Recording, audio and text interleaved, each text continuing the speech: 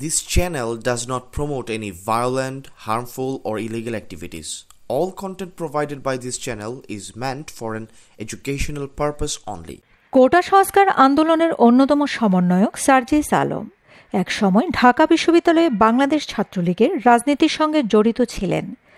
2019 সালের ডাকসু নির্বাচনে সার্জিস ছাত্রলীগের প্যানেল থেকে 21 হল সংসদে প্রতিদ্বন্দ্বিতা করে সর্বোচ্চ ভোট পেয়ে নির্বাচিত হয়েছিলেন। সেই সময় সাবেক প্রধানমন্ত্রী শেখ হাসিনার সঙ্গে প্রধানমন্ত্রীর কার্যালয়ে দেখাও করেছিলেন। কোটা আন্দোলন চলাকালে তার বেশ কিছু ছবি ভাইরাল হয়, যার মধ্যে একটি ছবিতে দেখা গেছে ছাত্রলীগের সভাপতি সাদ্দাম হোসেনের পাশে দাঁড়িয়ে কোনো এক অনুষ্ঠানে বক্তব্য দিচ্ছেন তিনি। আরেকটি ছবিতে সাদ্দাম হোসেনের কাছ থেকে পুরস্কার নিচ্ছেন সার্জিস। সারা দেশে সার্জিসকে নিয়ে হইচই পড়ে যায়। সামাজিক যোগাযোগ মাধ্যমে নানা মন্তব্য ট্রল হতে দেখা যায়। এই অবস্থায় গত 26শে জুলাই বিষয়টি নিয়ে মুখ খুলেন সার্জিস। 1150 শব্দের ফেসবুকে দেওয়া এক স্ট্যাটাসে সার্জিস ছাত্রলীগের রাজনীতির সঙ্গে জড়িত থাকার বিষয়টি স্বীকার করে বলেছেন, যারা কিছু না জেনে কয়েকটা ছবি দেখে মন মতো অনেক কিছু বলে ফেলছেন, তাদের সাথে ক্ষমতাসীন দলের অন্ধভক্তদের কোনো পার্থক্য নেই। ক্ষমতায় আসলে সবাই একই রকম হবেন, তাতে সন্দেহ নেই। বরং দলান্ধ না হয়ে বিবেক বুদ্ধি দিয়ে ব্যক্তিত্ব আর কাজ দিয়ে যাচাই করতে বলেন তিনি।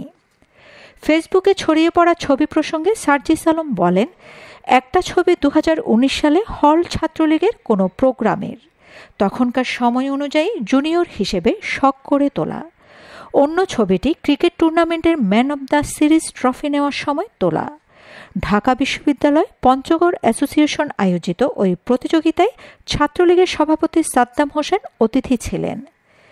জাতীয় নাগরিক কমিটির মুখ্য সংগঠক ও সাবেক ছাত্রলীগ নেতা সার্জিস আলমের জ্বালাময়ী বক্তব্যের একটি ভিডিও সামাজিক যোগাযোগ মাধ্যমে ভেসে বেড়াচ্ছে। এতে সার্জিসকে বলতে শোনা যায়, ওরা ভেবেছিল তোমাকে হত্যা করলেই হয়ে যাবে সব শেষ, ওরা বুঝতে পারেনি বঙ্গবন্ধু মানেই বাংলাদেশ। আমার বঙ্গবন্ধু আমাকে শেখায় ন্যায্যতা, ধর্মনিরপেক্ষতা, আপোষহীনতা আর সাহসিকতা। 1972 সালের 8 জানুয়ারির কথা। বঙ্গবন্ধু তখন লন্ডনে।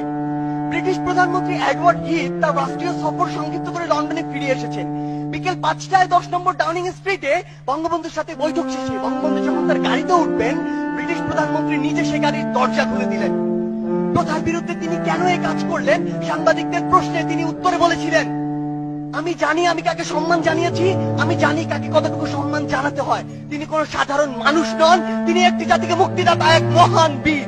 তাকে সম্মান জানাতে পেরে বরং আমরা সম্মানিত। একবার ভাবুন তো, যে ব্রিটিশরা আমাদের 200 বছর শাসন ও শোষণ করেছে, সেই ব্রিটিশ প্রধানমন্ত্রী যখন আমার নেতাকে নিয়ে এই সৌজন্যতা দেখায়, এই কথা বলে, তখন আমার বুকটা কতটা প্রশস্ত হয়। আমার বঙ্গবন্ধু আমাকে শেখায় ন্যায্যতা, ধর্মনিরপেক্ষতা, আপোষহীনতা আর সাহসিকতা।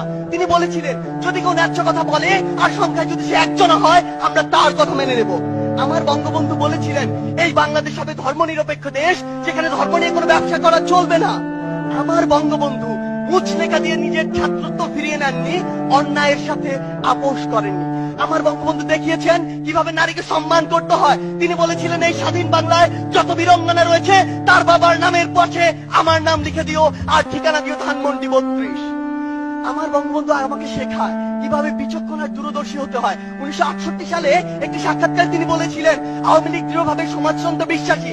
সেই সমাজতন্ত্র যা পৃথিবীর অন্যান্য দেশে রয়েছে তা নয়, বরং সেই সমাজতন্ত্র যে সমাজতন্ত্র এদেশের মাটি, মানুষ আর আবহাওয়া চায়। আমার বঙ্গবন্ধু হচ্ছে সেই বঙ্গবন্ধু। এমন হাজারো অনুসরণীয় ও অনুকরণীয় না বলা কথা আর গল্পের মধ্য দিয়ে বঙ্গবন্ধু হয়ে উঠেছেন আমার বঙ্গবন্ধু।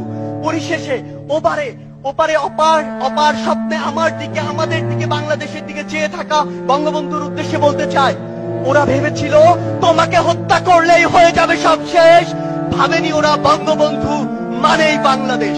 হ্যাঁ, আমার বঙ্গবন্ধু মানে বাংলাদেশ। ধন্যবাদ সবাই। 2 মিনিট 15 সেকেন্ডের এই বক্তব্যে সার্জিস 9 বার আমার বঙ্গবন্ধু এই কথাটি বলেছেন। বঙ্গবন্ধুর উদ্ধৃতি দিয়ে সার্জিস আলম বলেছেন, কেউ যদি বীরাঙ্গনাদের পিতার নাম জিজ্ঞেস করে, তবে বলে দিও তাদের পিতা শেখ মুজিবুর রহমান, আর তাদের ঠিকানা স্থানে লিখে দিও ধানমন্ডি 32 নম্বর। সামাজিক যোগাযোগ মাধ্যমে সার্জিস আলমের ভাইরাল বক্তব্যে সমালোচনার ঝড় তুলেছে। একজন মন্তব্য করেছেন, কি নির্মম পরিহাস!